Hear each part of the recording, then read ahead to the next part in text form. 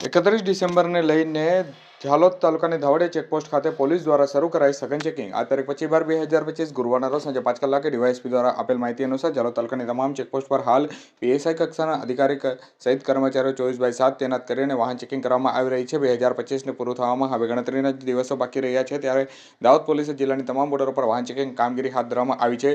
યુવાધન 31 ડિસેમ્બરની ઉજવણી કરવા માટે થનગની રહ્યું છે, ત્યારે કેટલીક પાર્ટીઓનું આયોજન કરવામાં આવતું હોય છે, જેમાં પુષ્કળ પ્રમાણમાં વિદેશી દારૂ પણ ઉપયોગ થતો હોય છે। ત્યારે ગાંધીનગર ગુજરાતમાં બુટલેગરો દ્વારા મધ્યપ્રદેશ અને રાજસ્થાનમાંથી અવનવા કિમિયાઓને અપનાવી અને ગુજરાતમાં દારૂ ઘુસાડવાનો પ્રયત્ન કરવામાં આવતો હોય છે। અને દાહોદ જિલ્લા પોલીસ દ્વારા પણ દાહોદ જિલ્લાની ઝાલોદ તાલુકાની ધાવડે ચેકપોસ્ટ અને ચકલે ચેકપોસ્ટ સહિત વિવિધ બોર્ડરો ઉપર પોલીસ બંદોબસ્ત મૂકી અને ગુજરાતમાં ઘૂસતા તમામ વાહનોને ચેકિંગ કરવાનું અને કાગળ તેમજ ગુજરાતમાં ત્યારબાદ જ પ્રવાસ આપવામાં આવી રહ્યો છે।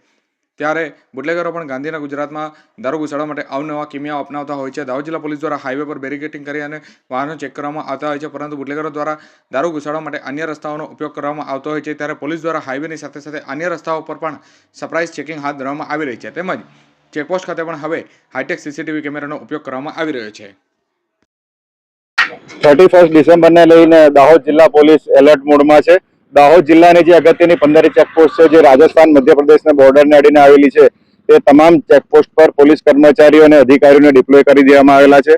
તમામ ચેકપોસ્ટ પર પીએસઆઈ કક્ષાના અધિકારી અને કર્મચારીઓને ડિપ્લોય કરી દેવામાં આવેલા છે અને રાજસ્થાન અને એમપી તરફથી આવતા તમામ વાહનો 2 વ્હીલર 3 વ્હીલર 4 વ્હીલર બસ લક્ઝરી તેમજ તમામ જે વાહનો છે એમનું સઘન ચેકિંગ કરવામાં આવી રહેલું છે। અન્ય વિસ્તારોમાંથી કોઈ નશાકારક પીણું પીને કે પછી કોઈ નશાકારક પીણું લઈ અને દાહોદ જિલ્લાની હદમાં પ્રવેશ કરે નહીં, તે બાબતે ગુજરાત પોલીસ એલર્ટ છે અને સઘન વાહન ચેકિંગ કરાઈ રહ્યું છે।